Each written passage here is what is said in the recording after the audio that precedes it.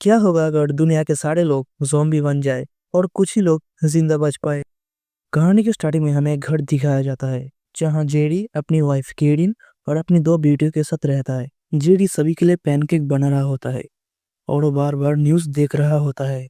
Breakfast खत्म करने के बाद वो लोग स्कूल के लिए निकल जाते हैं। उसके बाद हम देखते हैं कि रोड पे बहुत ज्यादा ट्रैफिक होता है और जेडी भी इसी ट्रैफिक में फंस गया था। वो लोग आपस में बातें कर रहे थे, तभी ऊपर से एक हेलीकॉप्टर गुजरता है। अचानक एक पुलिस वाला उसकी कार का शीशा तोड़ के चला जाता है। तभी सामने की एक बिल्डिंग में ब्लास्ट होता है। तभी एक पुलिस वाला जेडी के पास आकर कहता है गाड़ी से बाहर मत निकलना।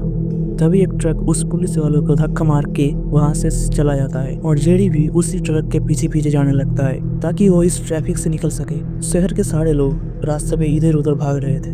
तभी उनका एक्सीडेंट हो जाता है और वो लोग कार से निकल कर भागने लगते हैं। जेडी देखता है कि एक औरत एक आदमी को काट रही होती है। ये देख के जेडी बहुत ज्यादा डर जाता है और वो देखता है कि वो आदमी एक मॉन्स्टर बन चुका है और वो आदमी दूसरे आदमियों को काटने की कोशिश कर रहा होता है। तभी जेडी अपने परिवार के साथ एक गाड़ी लेकर बाहर से निकलने लगता है। तभी एक मॉन्स्टर उनकी गाड़ी का शीशा तोड़ के अंदर आने की कोशिश करता है। तभी जेडी एक दूसरी कार के साथ टकरा के उस मॉन्स्टर से पीछा छुड़ाता है। पूरे शहर के लोग इधर उधर भागने लगते हैं और शहर में बहुत सारी जगहों से धुआं निकलने लगता है। कुछ देर बाद वो लोग शहर से बाहर आ जाते हैं। जेडी की बेटी रीच एक एस्थमा पेशेंट है और उसकी मॉम कहती है कि उसका इनहेलर गाड़ी में ही छूट गया था। जेडी उससे कहता है कि तुम लंबी लंबी सांसें लो, हम कुछ ही देर में तुम्हारे लिए एक इनहेलर का बंदोबस्त करेंगे। तभी जेडी का फोन बजता है। केरिन कहती है कि हैरी का फोन आया है। जेडी फोन उठा के हैरी से पूछता है कि तुम कहाँ हो। हैरी कहता है कि मैं हेलीकॉप्टर में हूँ। तभी कॉनी अंदर से एक बंदूक निकालती है। जेडी जल्दी से उसके हाथ से वो बंदूक ले लेता है।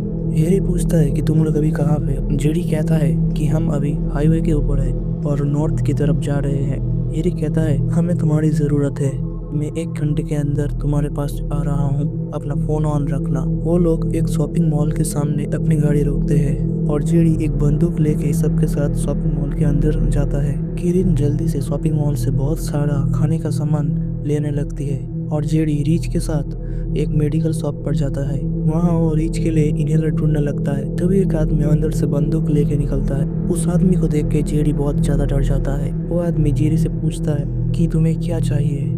जेरी बोलता है अस्थमा इनहेलर और वो आदमी जल्दी से जेरी को सारी दवाइयाँ निकाल के देता है।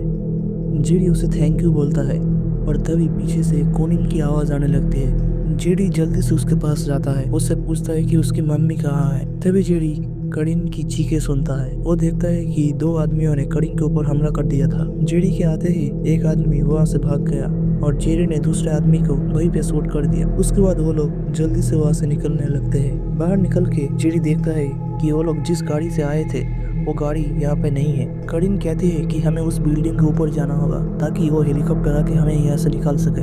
वो लोग वहाँ से निकलने ही लगते हैं कि अचानक उनके पीछे एक मॉन्स्टर आके गिरता है। तभी वो लोग जल्दी से भाग के पास ही की एक बिल्डिंग में घुस जाते हैं और उसका दरवाजा रस्सी से बांध देते हैं। कैरिन पूछती है कि कॉनी कहाँ है। तभी पीछे से कॉनी की आवाज़ आती है और वो लोग उस आवाज़ के पीछे जाने लगते हैं। वो लोग देखते हैं कि कॉनी एक रूम के बाहर खड़ी है और वो कह रही है कि मुझे अंदर लो। तभी जेडी देखता है रूम के अंदर एक परिवार छुपा हुआ है। जेडी जल्दी से सबको लेके अंदर चला जाता है। अंदर जाने के बाद एक लड़का जेडी से कहने लगता है कि मेरा नाम थॉमस है। थॉमस के मॉम डैड स्पेनिश में बातें कर रहे थे, इसलिए जेडी को उनकी कोई भी बात समझ नहीं आ रही थी। थॉमस और उसकी मॉम सबको खाने का सामान देने लगती है। तभी जेडी रेडियो ऑन करता है और रेडियो में से एक पुलिस ऑफिसर कहता है कि शहर में एक अनजान ज़ॉम्बी वायरस आ चुका है और शहर को पूरी तरीके से सील कर दिया गया है। ये सुनने के बाद सभी लोग बहुत ज्यादा डर जाते हैं। कुछ देर बाद जेडी थॉमस की मदद से थॉमस के डैड को ये कहता है कि हमें यहाँ से जल्दी निकलना होगा। जेडी कहता है कि एक हेलीकॉप्टर सुबह हम सभी को लेने आएगा, क्या वो लोग उनके साथ जाना चाहेंगे। थॉमस के डैड जेडी से कहते हैं कि वो लोग यहाँ से कहीं नहीं जाएंगे। कुछ देर बाद सुबह होने पर जेडी और उसका परिवार रूम से धीरे धीरे बाहर निकलने लगते हैं और तभी वो ज़ॉम्बीज़ उनको देख के उनके पीछे जाने लगते हैं। जेडी जल्दी से सबको छत के ऊपर जाने के लिए कहता है। तभी हम देखते हैं कि थॉमस उन ज़ॉम्बियों से बचते हुए ऊपर की तरफ आ रहा था। छत के ऊपर जाके किरिन एक सिग्नल देती है और रेस्क्यू टीम उनको देख के उनकी तरफ जाने लगती है।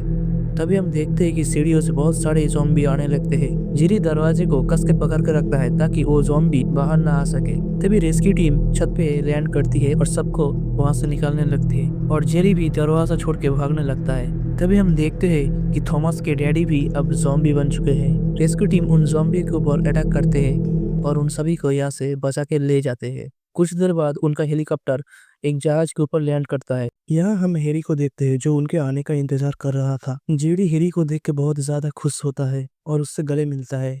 उसके बाद हैरी उनको उनका रूम दिखाता है। हैरी जेडी से कहता है कि तुम मेरे साथ आओ, मुझे तुमसे कुछ बात करनी है। तभी वो लोग शिप के कंट्रोल रूम में आते हैं।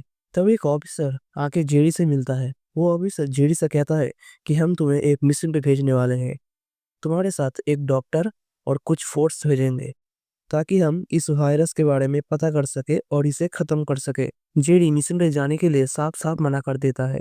तभी वो ऑफिसर जेडी को कहता है अगर तुम मिशन पे नहीं गए तो तुम्हें तुम्हारे परिवार के साथ इस शिप से निकाल दिया जाएगा। ये सुनने के बाद जेडी मिशन के लिए राजी हो जाता है। वो इस बारे में करीन को बताता है और करीन ये सुन के बहुत ज्यादा उदास हो जाती है। वो आखिरी बार अपनी दोनों बेटियों से मिलता है और थॉमस को कहता है कि मेरे परिवार का ख्याल रखना। और कुछ ही देर में जेडी मिशन के लिए निकल जाता है। जेडी डॉक्टर को सारे रूल्स समझा देता है और उससे कहता है कि उसे अगर किसी भी चीज की जरूरत हो तो वो उससे कह सकता है। तभी दूसरे सीन में हमें दिखाया जाता है कि शिप में से कुछ लोगों को निकाल दिया जा रहा है और ये देख के किरण बहुत ज्यादा घबरा जाती है। कुछ ही देर बाद जेडी और उसकी टीम साउथ कोरिया के एक एयरपोर्ट पे लैंड करते हैं। वो लोग धीरे धीरे प्लेन से बाहर निकलने लगते हैं। जेरी डॉक्टर से कहता है कि अपनी उंगली ट्रिगर से हटाए। तभी एक ज़ॉम्बी उनकी तरफ भागते हुए आता है और वो लोग उस ज़ॉम्बी को शूट कर देते हैं। वो डॉक्टर उस ज़ॉम्बी को देख के डर जाता है और भागने की कोशिश करते हुए वो गिर जाता है और गलती से उसके सिर पे एक गोली लग जाती है। जेडी देखता है कि वो डॉक्टर वही मर चुका था। तभी कुछ सोल्जर्स आते हैं और उनको वहां से बचा के बेस में ले आते हैं। एक सोल्जर जेडी से पूछता है कि वो मरा हुआ लड़का कौन था। जेडी उसे बताता है कि वो लड़का एक डॉक्टर था जो यहाँ उनके साथ रिसर्च के लिए आया था, पर गलती से उसके सर पे गोली चल गई और वही मर गया। वो सोल्जर जेडी को एक रूम में ले आता है और उसको बहुत सारी जली हुई लाशें दिखाता है। वो कहता है इसी आदमी को सबसे पहले काटा गया था। एक डॉक्टर जो उसका इलाज कर रहा था उसने उसे भी काट लिया था। उसके बाद सभी लोग यहाँ से निकलने के लिए तैयार होते हैं। वो लोग साइकिल लेके धीरे धीरे प्लेन की तरफ बढ़ने लगते हैं। कुछ लोग उनकी सुरक्षा के लिए छत के ऊपर गन लेके खड़े होते हैं। तभी हमें दिखाया जाता है कि करीन को जेरी की बहुत ज़्यादा फिक्र हो रही थी, इसीलिए वो अपना फ़ोन उठाती है और जेरी को कॉल करने लगती है। तभी जेडी का फोन बजता है। फोन की आवाज सुनते ही बहुत सारे ज़ॉम्बीज उनके पीछे पड़ जाते हैं। तभी वो सोल्जर गाड़ी लेके उन ज़ॉम्बियों के ऊपर हमला कर देता है और बाकी सोल्जर्स उन ज़ॉम्बियों को शूट करने लगते हैं। तभी हम देखते हैं उनमें से एक को एक ज़ॉम्बी ने काट लिया था। उस सोल्जर ने अपने साथियों को बचाने के लिए खुद को गोली मार ली। यह देख के जेरी बहुत ज्यादा उदास हो जाता है। उसके बाद वो लोग प्लेन लेके यहाँ से निकल जाते हैं। कुछ ही देर बाद वो लोग इजराइल के एक एयरपोर्ट पर लैंड करते हैं। जेरी यहाँ आके यहाँ के मेयर से मिलता है और उनसे पूछता है कि इजराइल में अभी तक ये वायरस क्यों नहीं फैला। तभी वो मेयर जेरी को इस सवाल का जवाब देने के लिए अपने साथ एक जगह ले जाते हैं। वो मेयर जेरी को दिखाता है कि ये ऊंची और मजबूत दीवारें उनको इन ज़ॉम्बियों के हमले से बचा के रखती है। तभी हमें दिखाया जाता है कि कुछ हेलीकॉप्टर्स इन दीवारों के बाहर पहरा दे रहे थे और वो देखते हैं कि बाहर बहुत सारे ज़ॉम्बीज आ चुके थे। अंदर कुछ लोग उनके बच जाने की खुशी में गाना गाने लगते हैं। उनके गाने की आवाज़ से सभी ज़ॉम्बीज उस दीवार की तरफ आने लगते हैं। तभी जेडी मेयर से कहता है कि इनकी आवाज़ से वो ज़ॉम्बीज बहुत ज़्यादा अट्रैक्ट हो सकते हैं। तभी जेडी पीछे देखता है, ज़ॉम्बीज दीवार फाड़ के अंदर आने लगते हैं। सोल्जर्स उनके ऊपर गोलियां चलाने लगते हैं और वो सोल्जर्स उन ज़ॉम्बियों को संभाल नहीं पाते हैं और वो ज़ॉम्बीज बहुत सारे लोगों को काटने लगते हैं। जेडी सबके साथ भागते हुए देखता है कि एक बूढ़े आदमी के ऊपर किसी भी ज़ॉम्बी ने अटैक नहीं किया। कुछ सोल्जर्स जेरी को प्रोटेक्ट करते हुए अपने साथ ले जा रहे थे। एक एक करते हुए कुछ सोल्जर्स उन ज़ॉम्बीज का शिकार हो जाते हैं। जेडी उन ज़ॉम्बियों से बच के भाग ही रहा था कि वो देखता है वो ज़ॉम्बीज एक हैंडीकैप लड़के के पास से गुजर जाते हैं पर उसे कुछ नहीं करते। कुछ देर बाद वो लोग एक जगह पे छुप जाते हैं। तभी एक ज़ॉम्बी आके उस लेडी सोल्जर के ऊपर हमला कर देता है वो लेडी सोल्जर उस ज़ॉम्बी को मार देती है और देखती है कि उस ज़ॉम्बी ने उसके हाथ पे काट लिया था। जेडी तभी एक चाकू लेके उस लेडी सोल्जर का हाथ काट देती है और 1 से 8 तक गिनती करते हुए उसका हाथ बांधने लगता है।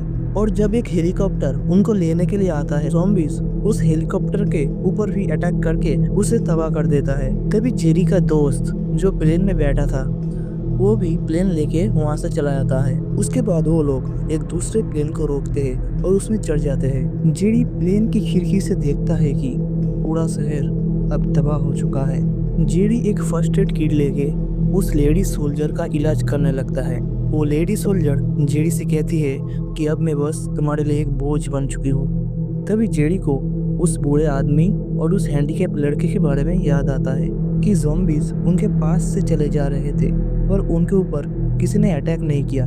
जेडी तुरंत करीन को कॉल लगाता है। जेडी करीन से कहता है कि हेरी को फोन दो।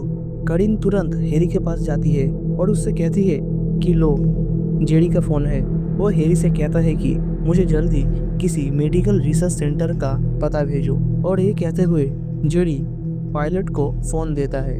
पायलट जेडी को एक लोकेशन देता है और उससे कहता है कि पास ही में एक WHO का रिसर्च सेंटर है। हम एयरपोर्ट पे लैंड करने के बाद तुम इस लोकेशन पे चले जाना। तभी एक डॉगी कबर्ड के सामने जोर जोर से भौंकने लगता है और एयर होस्टेस जब उस कबर्ड को खोलती है तभी उसमें से एक ज़ॉम्बी निकलता है और उसे काट लेता है। और देखते ही देखते सभी पैसेंजर्स ज़ॉम्बी बन गए थे। जेडी ये सब देख के बहुत ज्यादा डर जाता है और एक ग्रेनेड लेके उन ज़ॉम्बियों के बीच फेंक देता है। तभी प्लेन में एक बहुत बड़ा छेद हो जाता है और सभी ज़ॉम्बीज बाहर की तरफ गिरने लगते हैं। जेडी तुरंत सीट बेल्ट पहन के बैठ जाता है और कुछ ही देर में वो प्लेन एक जंगल में क्रैश हो जाता है। होश आने के बाद जेडी देखता है कि उसके पेट में एक रॉड घुसी है। तभी उसे पीछे से कुछ आवाज आने लगती है और वो पीछे मुड़ के देखता है कि वही लेडी सोल्जर इस क्रैश में भी जिंदा बच गई थी। वो लोग धीरे धीरे एक शहर के अंदर आ जाते हैं और वो लोग चलते चलते WHO के रिसर्च सेंटर पे पहुंच जाते हैं। दूसरी तरफ हेडी को मजबूरन करीन और उनके बच्चों को शिप से निकालना पड़ता है। कुछ देर बाद हम देखते हैं जेडी को एक बेड पे बांध के रखा हुआ है और तभी 2 आदमी आके जेडी से पूछते हैं कि तुम कौन हो और यहाँ क्यों आए हो। तभी जेडी उनके हाथ में अपना फोन देखता है और उनसे कहता है मुझे एक फोन करना है। वो लोग उस फोन की मदद से हेरी को फोन करते हैं और हेरी अपने और जेडी के बारे में उनको बताता है। जेडी पूछता है केरिन ने फोन क्यों नहीं उठाया, केरिन कहाँ है। हेडी कहता है आई एम सॉरी, हमें उन्हें यहाँ से निकालना पड़ा क्योंकि तुमने हमसे बहुत दिनों से कांटेक्ट नहीं किया था, हमें लगा तुम मर गए हो। हेडी कहता है कि उसके परिवार को एक आइलैंड के रेफ्यूजी कैंप में रखा गया है। ये सुनने के बाद जेडी बहुत ज्यादा परेशान हो जाता है। कुछ देर बाद जेडी उन डॉक्टर्स के साथ बात करते हुए उनको बताता है कि ये ज़ॉम्बीज उन पे अटैक नहीं करते जिनको पहले से ही कोई लाइलाज बीमारी हो। उसकी ये बात सुन के एक डॉक्टर उससे कहती है कि अगर तुम्हारी बात सच है तो हमें किसी पुराने वायरस या बीमारी को एक हेल्दी इंसान की बॉडी में इंजेक्ट करके उन ज़ॉम्बीज के सामने रखना होगा। लेकिन लैब में जितने भी जानलेवा वायरस है वो सभी B1 में है और जो डॉक्टर इस ज़ॉम्बी वायरस के ऊपर रिसर्च कर रहा था वो भी अब इन्फेक्टेड हो चुका है। और वो लोग सीसीटीवी में जेडी को दिखाते हैं B1 तक जाने के सारे रास्तों पर बहुत सारे ज़ॉम्बीज खड़े हैं। तभी जेडी B1 में जाने का फैसला करता है। उसके साथ वो लेडी सोल्जर और एक डॉक्टर भी जाने का फैसला करता है। वो लोग धीरे धीरे उस लैब की तरफ बढ़ रहे थे और तभी वो डॉक्टर गलती से आवाज कर देता है और सारे ज़ॉम्बीज उनके पीछे आने लगते हैं। जेडी उनको दूसरी तरफ भेज के खुद शोर करते हुए B1 की तरफ जाने लगता है। वो सारे दरवाजे बंद करता हुआ भागने लगता है। तभी एक ज़ॉम्बी दरवाजा बंद होने से पहले अंदर आ चुका था। जेडी उस ज़ॉम्बी को मार देता है और आगे बढ़ने लगता है। दूसरी तरफ उन ज़ॉम्बियों ने उन दोनों के ऊपर भी हमला कर दिया था और वो लोग भागते हुए गेट की तरफ जाने लगते हैं। वो सेफली गेट के उस पार पहुंच जाते हैं और दरवाजा बंद कर देते हैं। तभी जेडी उस रूम के सामने पहुंच जाता है और वो गेट नहीं खोल पाता, इसलिए वो गेट को तोड़ने ही जाता है। तभी लैंडलाइन पे एक कॉल आती है। वो डॉक्टर जेडी को रूम का कोड बताती है पर जेडी वो कोड डाल के अंदर चला जाता है।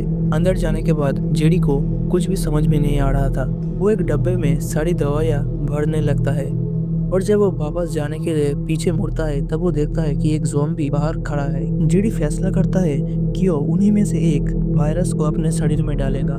इसीलिए जेडी एक पेपर में एक मैसेज लिखता है। वो लिखता है कि मेरे परिवार से कहना मैं उनसे बहुत ज्यादा प्यार करता हूँ। उसके बाद ही वो एक वायरस को अपने शरीर के अंदर डाल लेता है। फिर वो कुछ देर के लिए वही पे बैठा रहता है।